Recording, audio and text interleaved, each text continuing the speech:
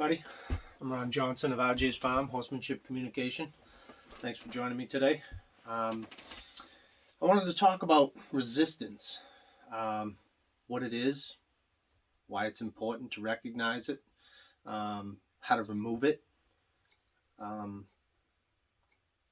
wanted to, do this video today because, we have a couple clinics scheduled, and I've been getting contacted by a number of people who haven't worked with me yet. They know a little bit about me, basically from what they've heard from other people. And I just wanted to do a video that explains the gist of what we're all about here. And resistance is the biggest part of it. We want the least amount of resistance. Resistance never fully goes away. There's always a form of resistance.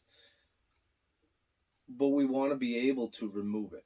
We want to be able to bring it to its minimal form so that when we make a request, we have a little bit more, I'm going to use the word compliance, but we want that in a willing form, not in a, I'm going to do it because I know you want it, which is still, I guess, kind of willing. But I don't want them to feel that if they don't, of course, if they don't, we have to ask a little bit louder. But we want it to the point to where we're not only accepted, we're appreciated. And so by working through using less resistance ourselves, then we won't put any resistance into our horse. Because every time we pull on a rein or apply a leg or lift a heel, we're applying a force that is a resistant force. That's a positive, and I don't mean as like positive reinforcement or negative reinforcement, positive resistance, meaning we are applying a force hoping to get the release. So by applying a force, we are initiating a resistance. And so we want to be able to do that with the least amount of pressure so that the less resistance we put into the horse, the less resistance we get back from the horse. Hopefully that makes sense. So again, I'm doing this video to talk about what we do here, and to address those who, might be coming for the first time, or maybe they thought about contacting and really don't know what to expect. Maybe they heard about a clinic that they wanted to do, but didn't know if they should, sign up for it. So if you've ever worked with me, if you've ever done a clinic or did a private lesson or a session, or you come and watch me work for any reason, you will have heard me say, where is the resistance? Because that's the key to everything. And I don't mean just in our horsemanship. That's the key to everything. All our fears and worries, anything in life. Where is the resistance? If you can find where the resistance is, then you can alleviate it. And if you can alleviate it, you get calm and relaxed, right? If you can't be comfortable, you can't relax. If you can't relax, you can't relieve the resistance, right? So And I'll go into a little bit of detail on that. But so when I'm working with a horse and I ask them to do something, I look for where the body is tensing up, because that tensing of the body, that's where the resistance resides. That resistance is in the body, in the muscles. It's stored there in the muscles. The mind initiates it, but the resistance is in the muscles. And the only way to relieve the resistance is to keep a signal going back and forth from that muscle to the mind. Let it keep going back and forth until that neural pathway is completely cleansed to where it moves freely without resistance. Okay? So, our practices are, primarily in horsemanship. But on occasion, I'll do a Tai Chi horsemanship class to where we address how to find resistance in ourselves, right? Because if there's resistance in us, we're going to transfer it right over to the horse. We have to learn how to find resistance in us. If we're sitting up there with our legs clamped around the horse, or, we're tightening up our shoulders and leaning forward, or whatever, that is undue resistance that the horse has to deal with. They're feeling that pressure. We get in the way when we do those things. And so by getting in the way, that has the horse having to overcome those energies and forces, which puts resistance into play. And we want to take it out of play. So, for me, my practice is to remove resistance in me so that I don't transfer it into the horse is I like to meditate. Just sit still. I might do it right here in this chair, and I might sit just like this, and I might close my eyes and start breathing and go from head to toe, trying to feel every muscle in my body to find out, am I pushing my tongue up against the roof of my mouth? Am I clenching my teeth? Are my shoulders too high, or are they nice and relaxed? Am I doing something in my hips, or my midsection, or my feet? I'll work my way right through my body to find out where the resistance is today, right at this moment. And, it's always different. But the more you do it, the more of a habit it becomes for you to recognize resistance in yourself. And then you can relax those muscles, because it's happened habitually in the muscle. And until we recognize it, we can't get the mind to release it, because the mind is actually working to apply it. So we have to first learn to recognize it so that we can consciously release it, right? And sitting still and meditating is probably the easiest way to do it. But I also like to practice Tai Chi and do a sort of moving meditation so that I can learn to feel and release resistance while doing an activity. Because the end result really is we want to be able to do anything, anytime, anywhere, any place, any activity whatsoever without resistance.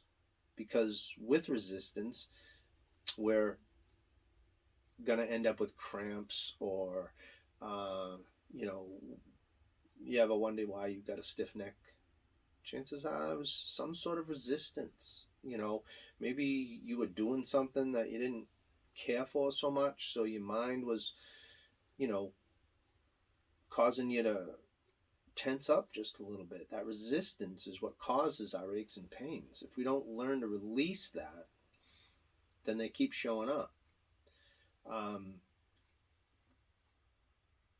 So, in the Tai Chi, when you practice Tai Chi, the movements are so slow and deliberate. You barely use any muscle whatsoever. It's one of the easiest ways to move and seek where the resistance might be. And then you recognize it.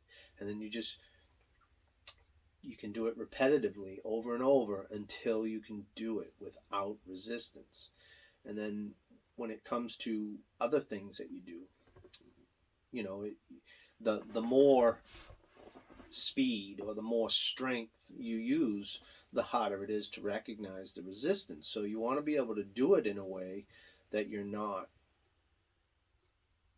overpowering yourself to where you won't recognize it.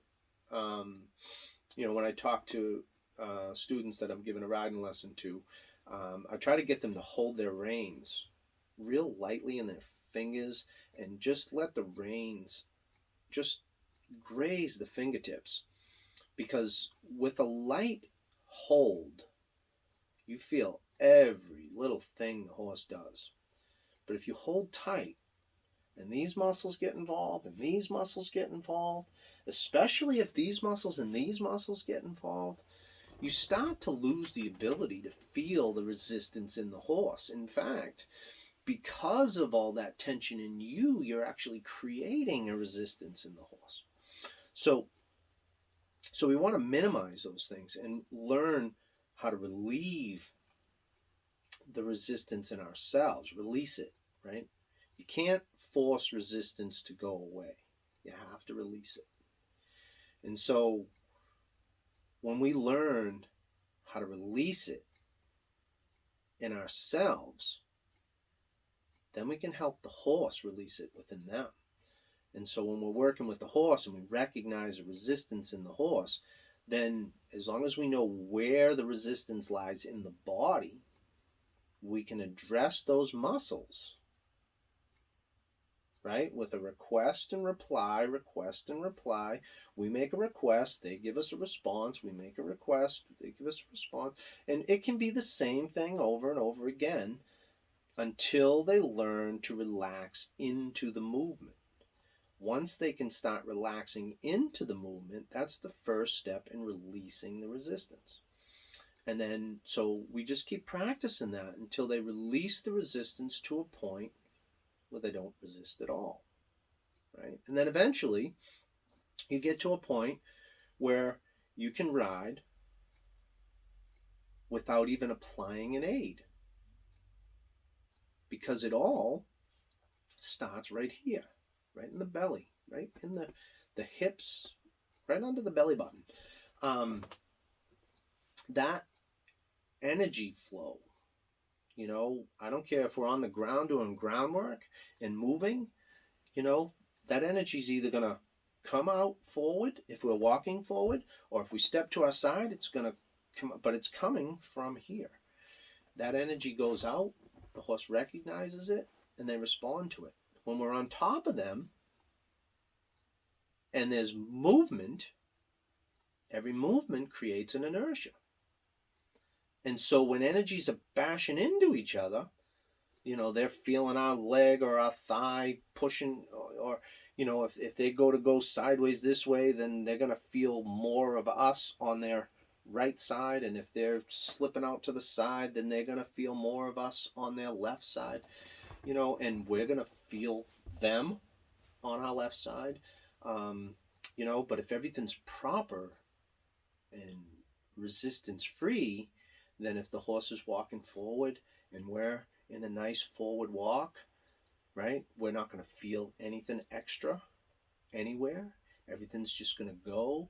Our hips are going to rotate with the energy that comes, from the horse's hind feet out into their front feet. We're going to feel that transfer right through our hip without any resistance.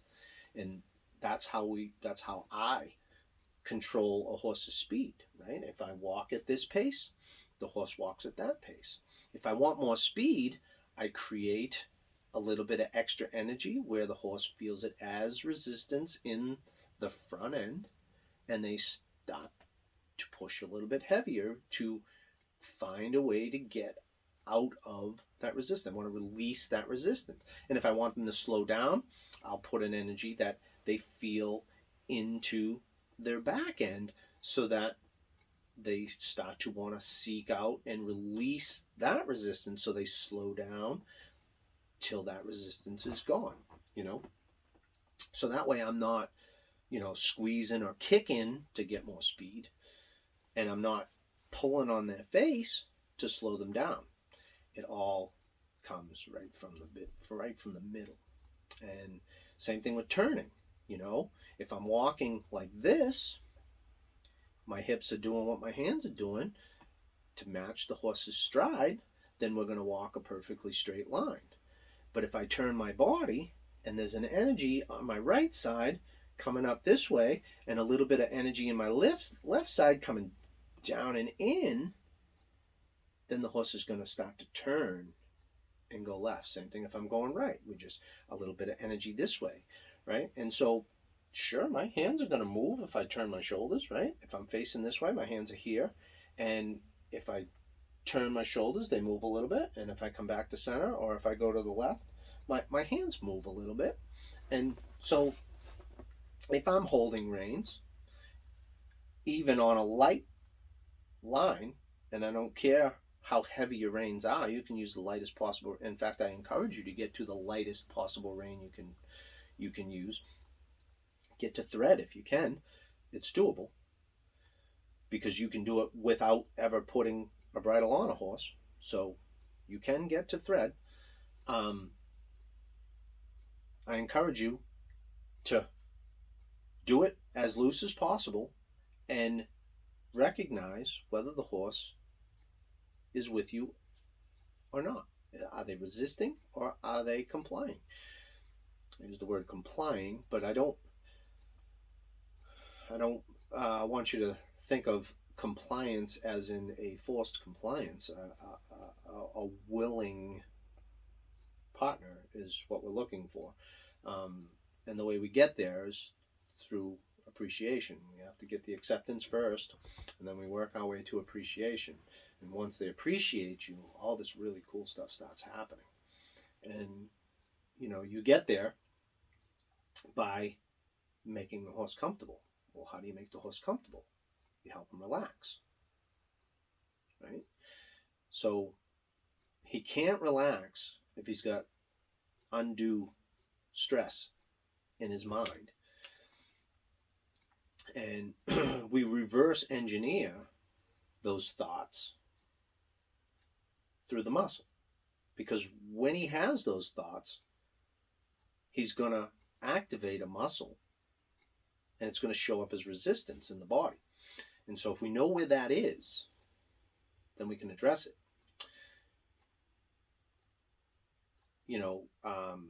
Sometimes it's in a single spot. Sometimes it's in the whole body.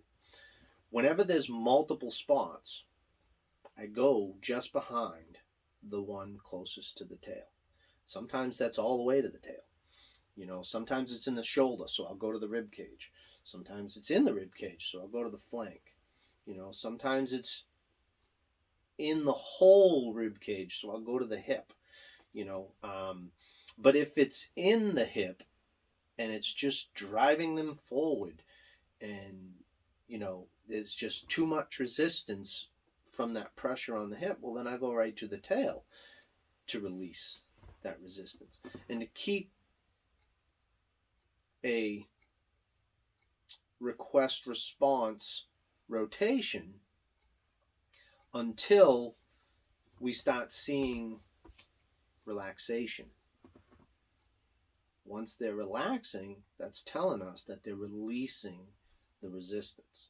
And we want to reward them for that. And most of the time, the best reward is a quick little break, maybe a nice little pet. I know people like to use treats, and if you want to use treats, use treats. I'm not against treats. I give treats. I just don't use them during training. I find treats kind of get in the way of training, because although I will use treats in training if I have a super, super scared horse that doesn't want anything to do with people, I'll make sure that I have something to give them when I'm hanging out with them.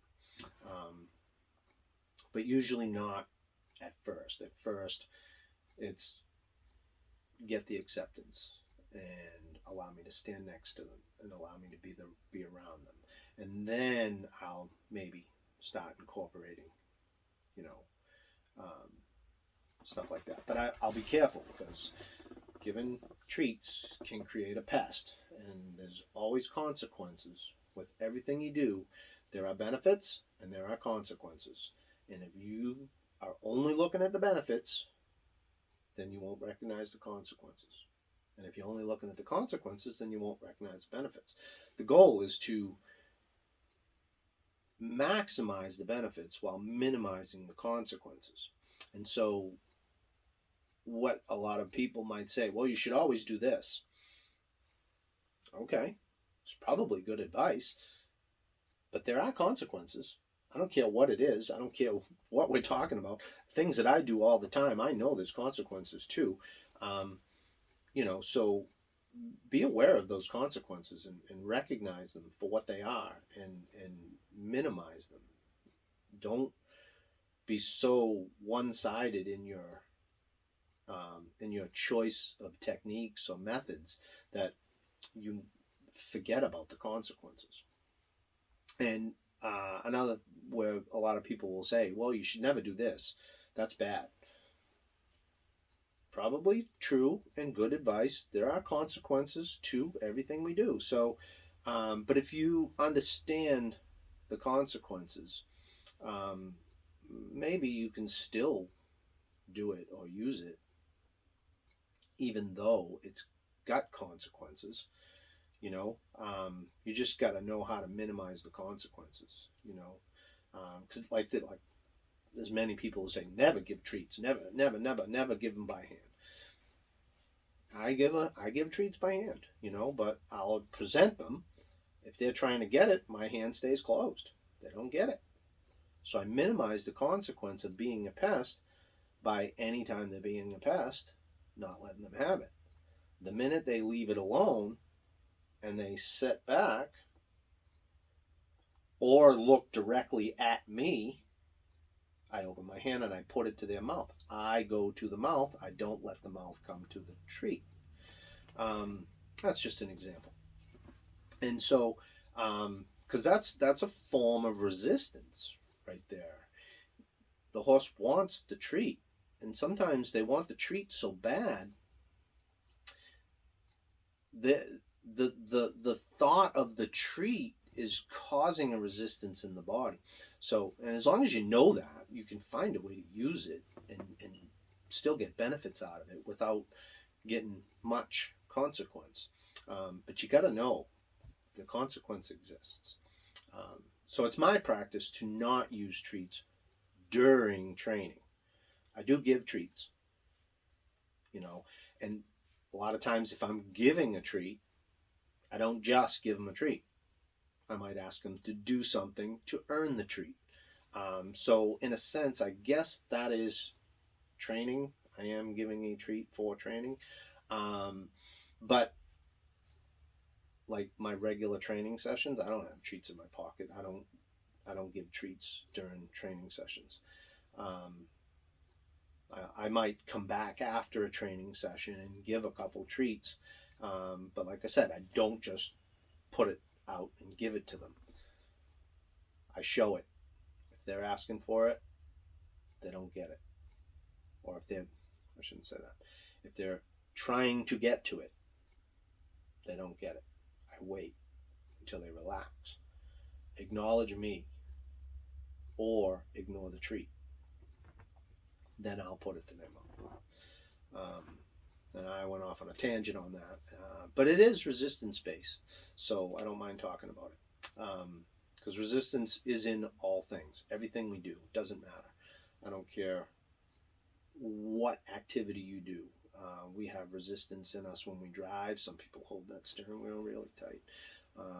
Sometimes you get that foot that's not on the accelerator pressed into the floor or pushed up against the door.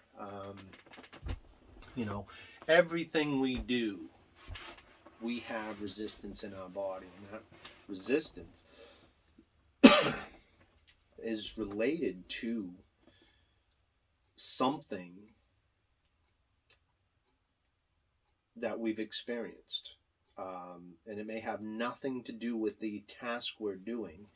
It may have everything to do with the task we're doing, but it may have absolutely nothing to do with the task we're doing. It just became a habitual response to something we've learned in the past. And so the only way to change that is to reverse engineer it. And so whenever we recognize resistance, whether it be within ourselves or within the horse, we apply a thought in our mind to do something about the resistance, whether it be relax, because we can consciously relax the muscle that we recognize as being tense and resisting. And when it comes to the horse, we can't just say to them, relax that muscle. They don't understand the words. And we can't will it, through psychic ability. But we can ask them to do something that requires the muscle that's tense and restricted, and keep the ask respond thing going until they start to relax. Once they start to relax, then we know they're releasing the resistance, and we thank them for doing so. And so if we can do that in everything we see in the horse for resistance. Now, mind you, you got to remember, anytime you ask a horse to do something, you want to ask the questions that you know you're going to be able to get a yes answer to. If you're jumping way ahead because you want the horse to learn something new, and they say no a lot before you get the yes, you just trained resistance into the body. So by going someplace that says, can you do this? And the horse says, yeah, sure, I can do that. Even if it comes with resistance, that's okay. We can recognize the resistance at that stage because he's already willing to do something. Just might be a little apprehensive about it.